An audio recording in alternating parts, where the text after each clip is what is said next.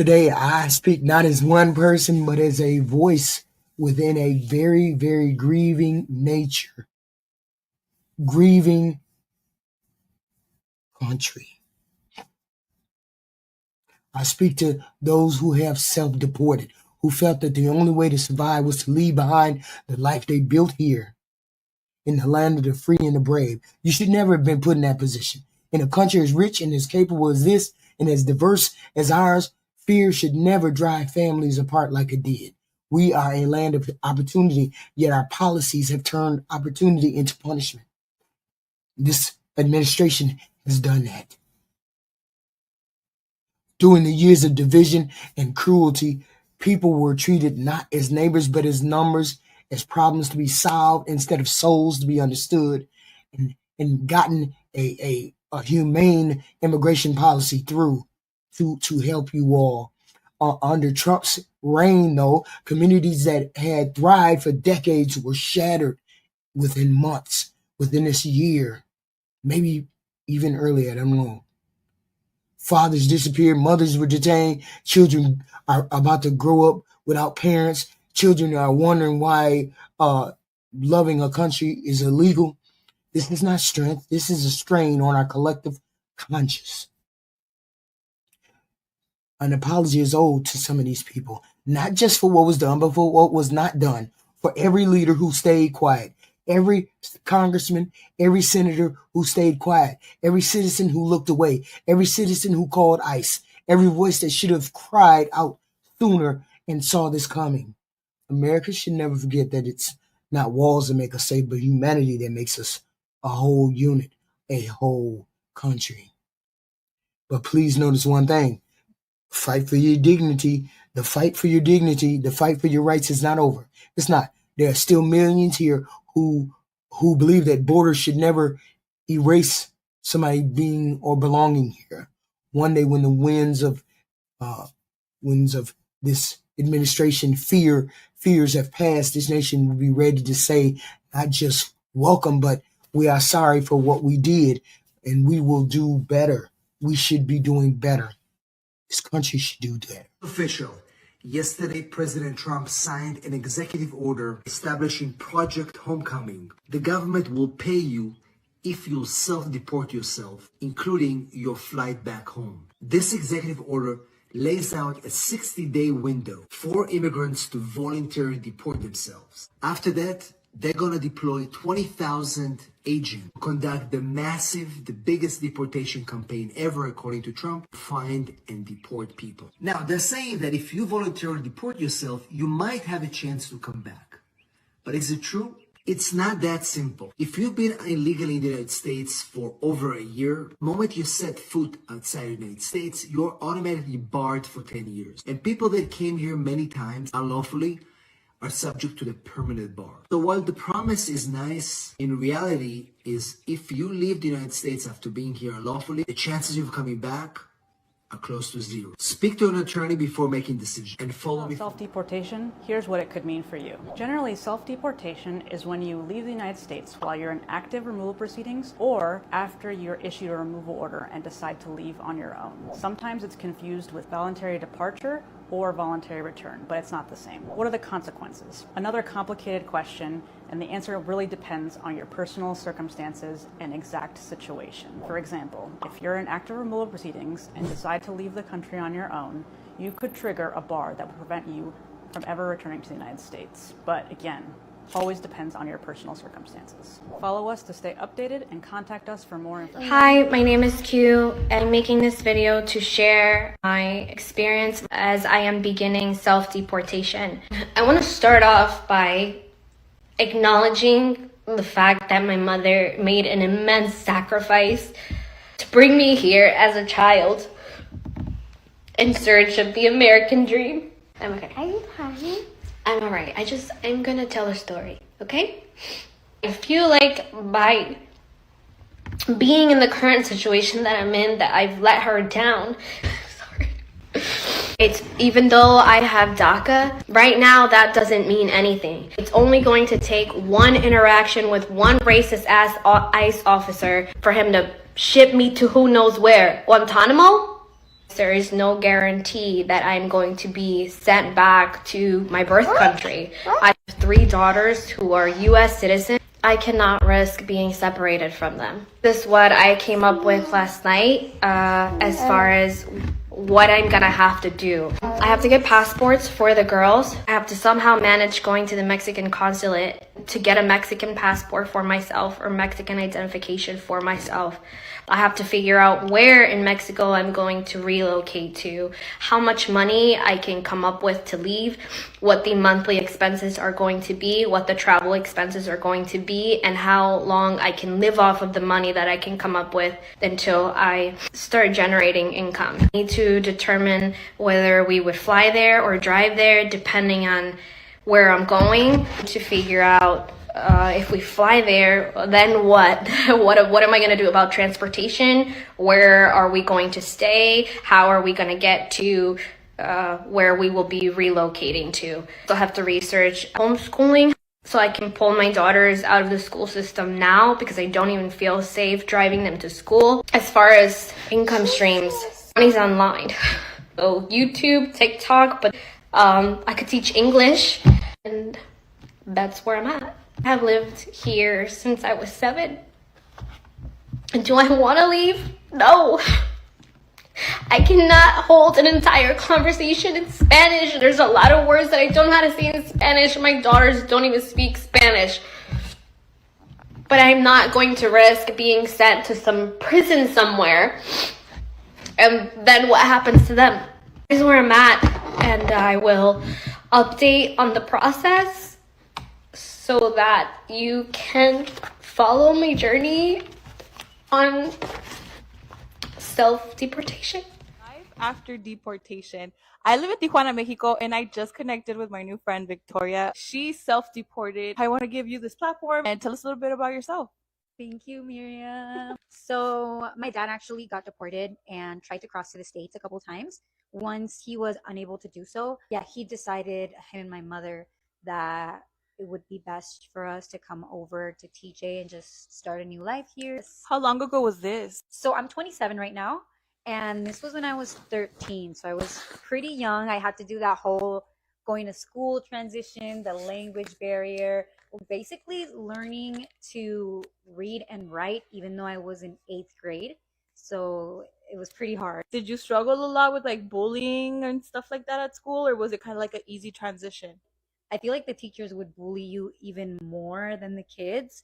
I had to ask, again, at 8th grade, I had to ask elementary level information on how to write, how to read. And a lot of the times I didn't get that support. So it was a lot of like, seriously, you don't know how to write that? And I get embarrassed. And that was what would make my classmates laugh. And it really made me an introvert. And I didn't feel like I could ask for help. Like, what were you feeling when you first landed in Mexico? I was definitely scared and unhappy. And not only at first, it took me a lot of years where I still had this hope that one day I would go back to the States, where I missed what I knew as home.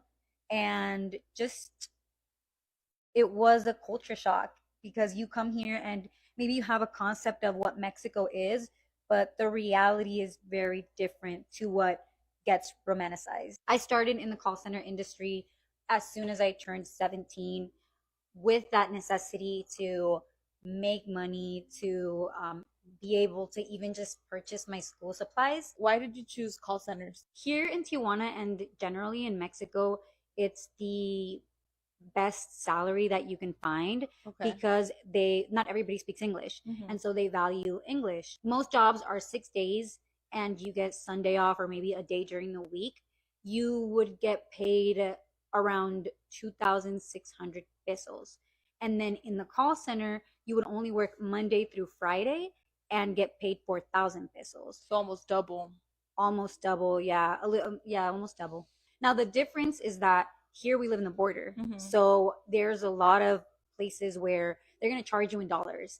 And when they charge you in dollars, then that's when it gets kind of different, when you're like, I could not imagine living off of a 2,600 peso salary. But Yeah. there's a lot of people who do so and have way different lives than what I was able to live. And so, in a sense, I did get pretty lucky. Yeah, because I'm like, that sounds, even saying 4,000 pesos, it sounds like a little bit when you translate it into dollars, because what's that, like $200? So even like translating that amount into dollars, it sounds like a little bit, but compared to what a normal person makes, it's a lot, you know? So that's just wild. And then Tijuana's expensive. I feel like Tijuana is very, very expensive. I used to live in Las Vegas and I compare the prices and I feel like it's kind of the same here as Vegas, property wise, house wise, everything, cost of living, the gas, everything costs the same, if not more, than in Las Vegas. So I always wonder, like, how the hell do people afford to live here that have regular freaking jobs? Self-deport with me after living in the United States for 7 years. I came to the United States as an international student, and despite my best efforts to legally immigrate here, the pathways available have been so narrow that I have decided to return to my home country, Nigeria, which sucks, by the way. Today, I'm gathering up books to donate to the library because I cannot bring them with me due to the luggage limit. One thing I've learned since living in the United States is the secret of life, which I will share with you at the end of this video.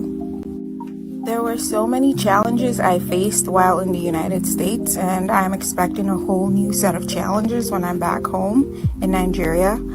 I expect that my quality of life will certainly decrease when I'm outside the United States, but moving back home will solve one problem I had here, which is working. At least in Nigeria, I'll probably be unemployed. Of course, being unemployed also means being broke, so new problem. Packing has been so surreal. I'm going to miss my apartment so much, but I'm glad I got a taste of independence in my early 20s. I came to the US when I was 16, all by myself, and I had to figure a lot of things out alone. I had a lot of firsts here, my first car, first speeding ticket, etc. I was not able to see my family for the 7 years I lived here due to immigration laws, which is sad because I would have loved to share a lot of things with them. My apartment has been quite messy as I've been packing, but I'm also really cherishing the last couple days I have with it. I'm expecting the worst in Nigeria. I'm not going to have access to electricity, healthcare, and the internet the way I got used to in the United States. But hopefully seeing my family will console me while I bask in the misery. You can follow me here on TikTok and on YouTube to see the rest of my journey, and also buy me a coffee to soften my landing from first world to third.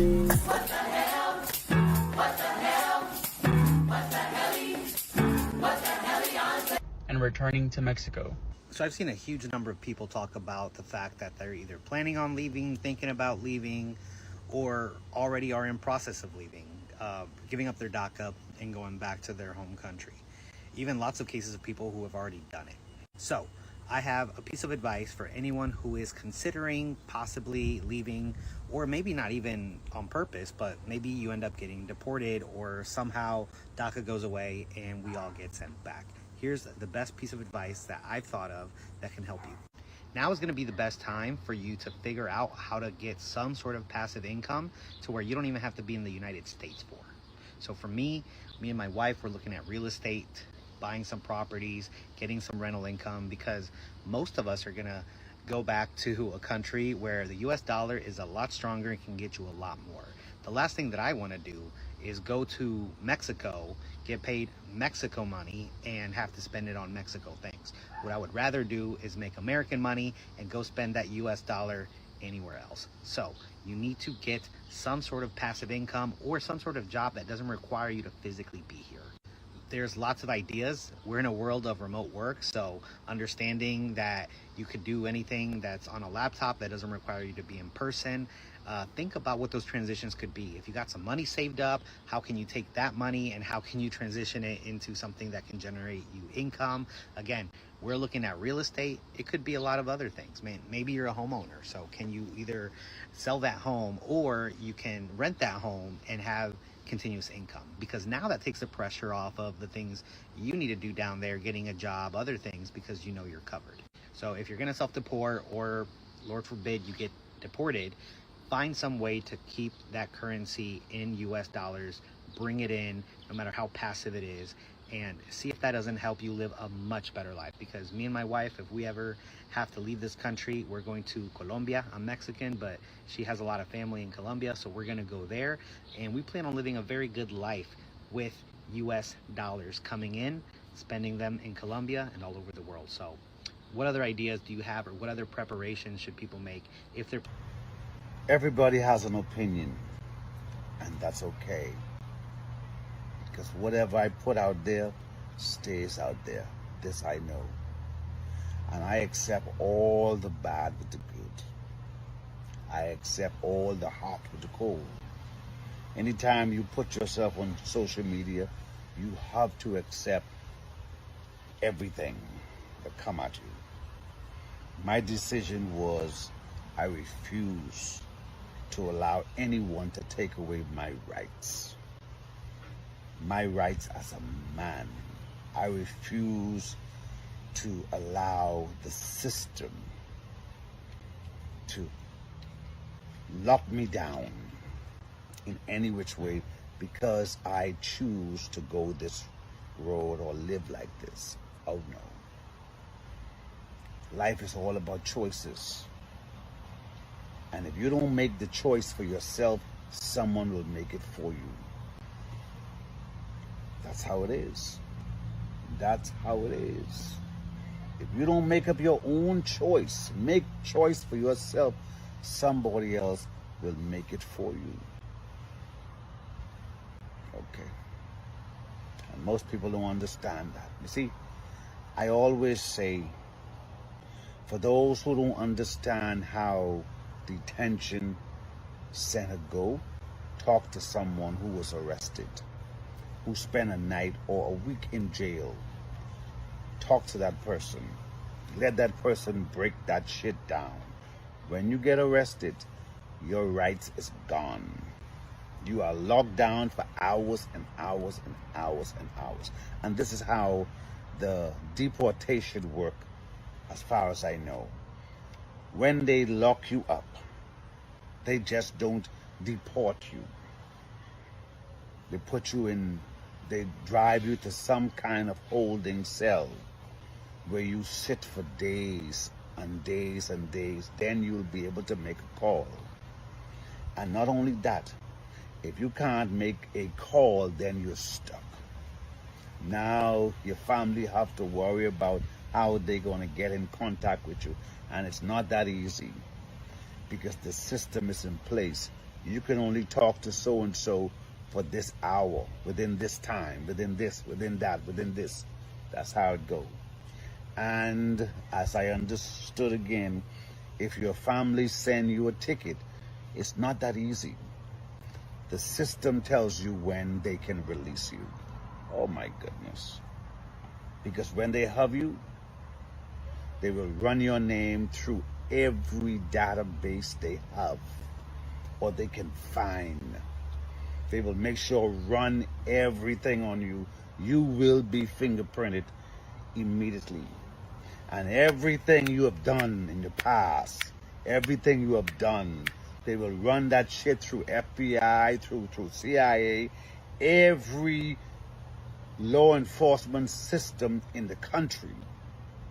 They will run you through. And this is one of the reasons why they are holding you for such a long time. So if anything pop up, whoop, they got you. But through the powers, I'm okay. Through the powers, I'm okay. I have nothing on me. And this is why I choose to do what I did. Most people, they ain't thinking. They believe that, okay, I can do this and I can do that and I can do this and I can do that and I can do this and I can do that. Man, let me tell you something. When someone don't want you in their house, it's time to go. Some of us had overstayed are welcome. Can I put it like that? If I invite you in my house to come spend a week and a month go by, man, you think I won't fucking see you again? No, you overstay your welcome. You are taking advantage of my niceness because you overstay your welcome. And this goes to every race. I know some of us had family and friends. We allowed them to come in, sleep for the night, sleep for the night. 1 night gone, 2 weeks gone, 3 weeks gone. The motherfucker move in. Then when you try to get them out, all hell break loose. Some people overstay their welcome. And this is it. And that's why you don't welcome people into your house. Family, friends, whoever. Because some people will take advantage. So, hey, say what you want to say. Say what you want to say. I repeatedly say this. I am Mr. Trump, one of Mr. Trump's biggest fans. Say what you want to say. I am one of Donald Trump's biggest fans. And what he's doing, you think everything I agree with? No. But he got to do it. He got to put his foot down. He have to put his foot down because most of those leaders who come before him, they had the balls to do it. It is what it is. As a leader, you can't please everybody. You shouldn't try to please everybody. So, when is my time, is my season, bye. Bye. I'm going to talk to you from a different, bye. At the end of the day, I made my choice for myself. I make the choice for myself. Because if I didn't, I wouldn't be recording this today. Okay. I don't know, things may have changed during the process, but I was not taking that gamble. Why? Because I have choices elsewhere. That's why. And when a man have choices elsewhere, he could get up and go, do what he got to do. If I was locked down, then my choices would have been messed up elsewhere. Who gonna run my shit? Okay. Time is very important to me. I can't do 3, 4, 5, 6 months sitting down on my ass. I lose money. I lose a lot of fucking money. Okay. So there's more to this. Follow me as I go along. Share the love. Share the comment. Share the video. I hope that someone who hear me and hear what I'm saying can say, wow, this guy really, he on something. He on something. I should take his advice and just move the fuck on. Because it make no sense being in anyone's house when you're not welcome. Think about it. Just like TikTok. You ain't welcome in the United States, but you're still there. Think about it. Think about it. Unpopular opinion that might get me in trouble, but I do not care because I am tired of hearing this. There's so many people moving to Mexico. They are making videos and they're calling themselves, we're self-deporting. And I'm just like, why are you adding another label? Why are you saying that? Why are you calling it self-deportation? Do you even understand what deportation means? Deportation means being removed against your will. You don't want to go. The people that are being deported is because they were fighting the case. The judge says no, and then you're being deported. Or you're here and you tell them, no, I don't want to sign a voluntary departure, so they had to deport you. It's against your will. That is what deportation is. It's not something that you want to do. When you're willing to move and you go to a judge or you go and you have an immigration situation or you are detained by immigration and you tell them, you know what? Yes, I am here undocumented. I'm willing to leave by my own volition. It's called voluntary departure. That is what it's called. Voluntary departure. So if you are leaving by your own volition right now, it's called involuntary departure in this country. Call it that. Or call it unmoving. But stop calling it self-deportation so that you can get some pity. Because honestly, that's what I feel like it is. So many of you are just calling it self-deportation so that you get some pity, some views, some clickbaits. But you're not thinking about the problem that it's going to cause to your family having this label. Especially in Mexico. So many times how we talked about this. Mexico is a classist country.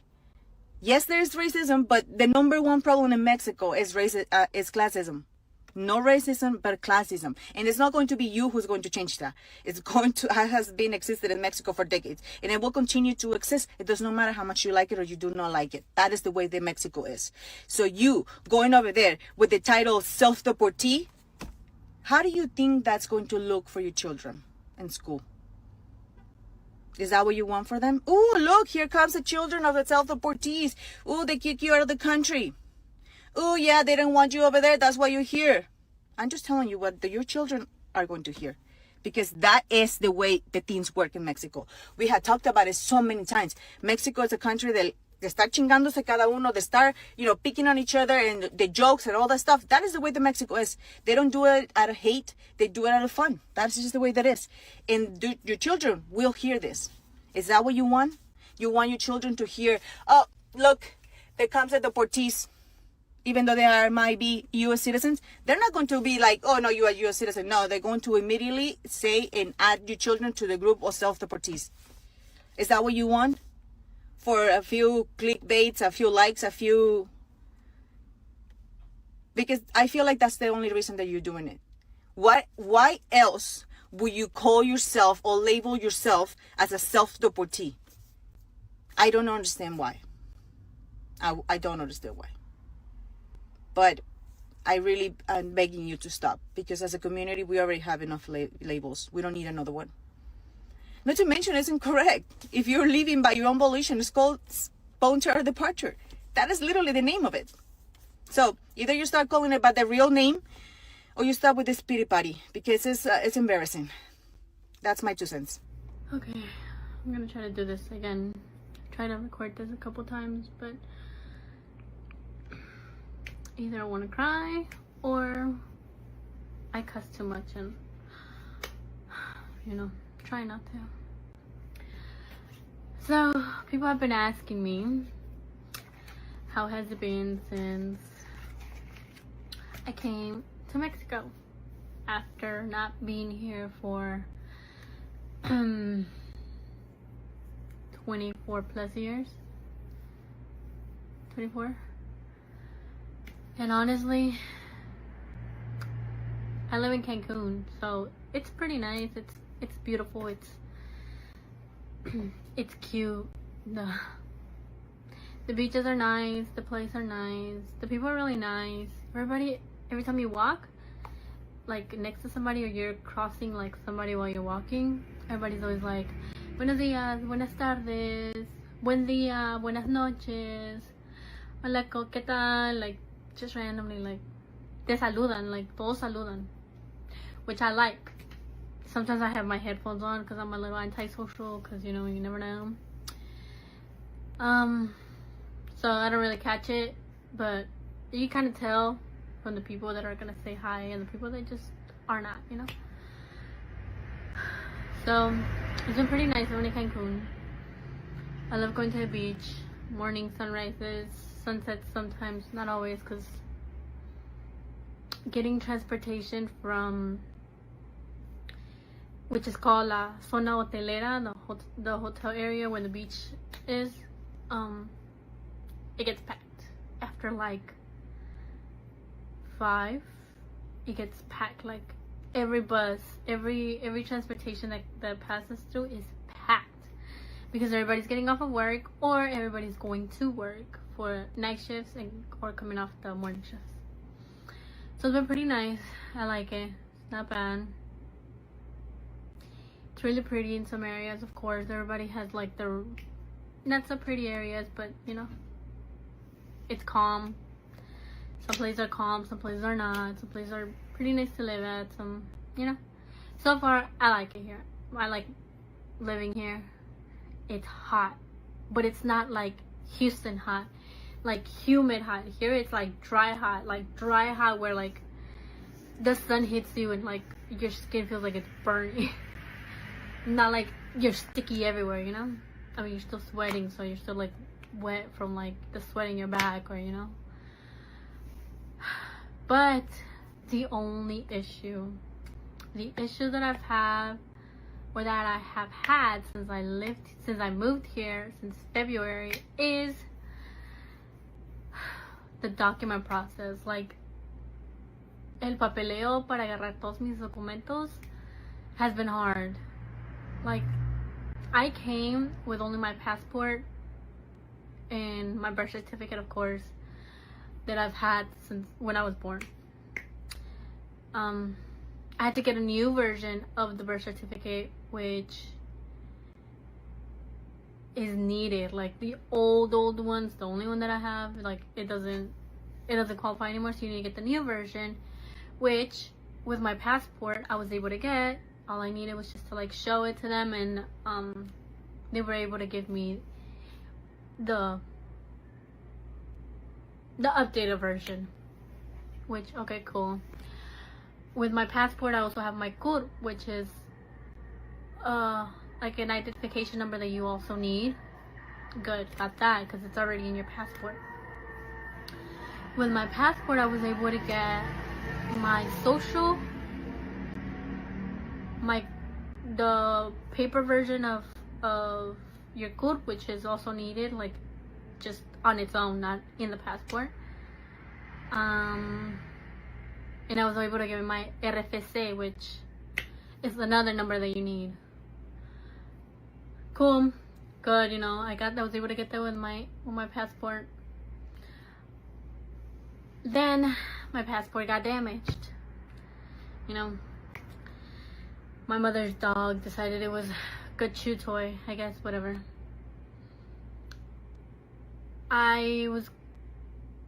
So I have to go through the process of getting a new one. I had to basically renew it, just like, I just figured it was like over there where I got mine in Houston, where like, you know, you just go to like the office, which for that case is El Consular de Mexico, the consulate. You go over there and just let me to renew it, or it's lost, and they'll be like, okay, cool, you know, just make it an appointment and you go through the process, you pay your fee and move on. Good, cool. Here I went to the office. I made an appointment. I went to the office where they do the passport. First time I did it, I showed them the damaged passport. They told me, okay, we can't take your appointment with just that.